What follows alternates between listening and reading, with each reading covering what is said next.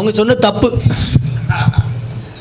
கண்டிப்பாக உணவில் வந்து உலர்ந்த திராட்சை வந்து இரவில் ஊற வைத்து காலையில் சாப்பிட்றது ரொம்ப நல்லது. அதில் மினரல்ஸ்லாம் நிறைய இருக்குது. கால்சியம், பொட்டாசியம், அந்த மாதிரி சால்ட்டுகள்லாம் நம்ம தசைக்கு வலு சேர்க்கக்கூடிய நிறைய நுண் தாது உப்புக்கள் இருக்குது. அதெல்லாம் நிச்சயமாக சேரணும், நம்ம உடலில் சேரணும். அது அந்த உலர் திராட்சையில் இருக்குது. நம்ம பாதாம் எடுத்துக்கிட்டிங்கன்னா நேச்சுரல் புரோட்டீன் இருக்குது, நேச்சுரல் ஆயில் இருக்குது. நீங்கள் கண்ட ஆயிலெல்லாம் போட்டு குழப்பி எடுத்து அது நல்லதா இது நல்லதாங்கிறதுக்கு பதிலாக நேச்சுரல் ஆயில் இருக்குது அதில். அதனால் எல்லா தசைகளுக்கும் மூட்டுகளுக்கும் நல்ல லூப்ரிகண்ட்டு, நல்ல ஒரு ஆயில் போடுற மாதிரி ஒரு மிஷினில் ஒரு ஜாயின் ஆகிற இடம்லாம் நிறையா நம்ம ஆயில் போடுறோம்ல, ஆயில் போட்டு அதை கொஞ்சம் சைக்கிள்லாம் நம்ம போட்டு சுற்றி விடுவோம், ட்ராப்ஸ்லாம் போட்டு.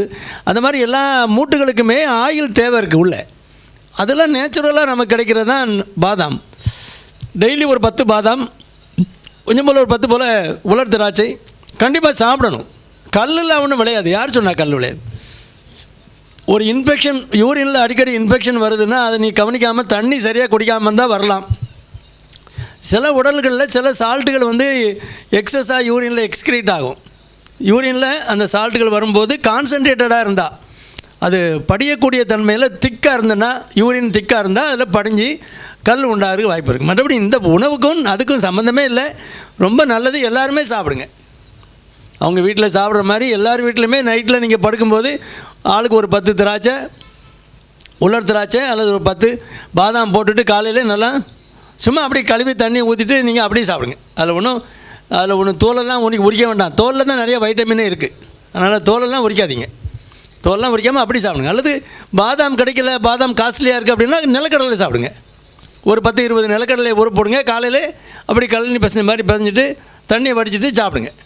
அது ரொம்ப பெட்ரு. நமக்கு மூட்டுகளுக்கெல்லாம் நிறைய ஆயில் தேவைப்படுது.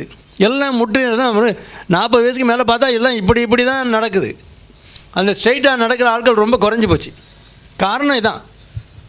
சாதாரண அந்த உணவில் உள்ள இதெல்லாம் நம்ம விட்டுட்டு கோட்டை விட்டுட்டு எனக்கு முட்டு வலிக்குன்னு மாத்திரையை போட்டு அலையிடும். மாத்திரையை போட்டு பாதி பேர் கிட்னி சோலி முடிஞ்சு போகும். அங்கே தான் பிரச்சனை வருமே தவிர இதில் ஒன்றும் கெடுதல் கிடையாது. ரொம்ப நல்லது.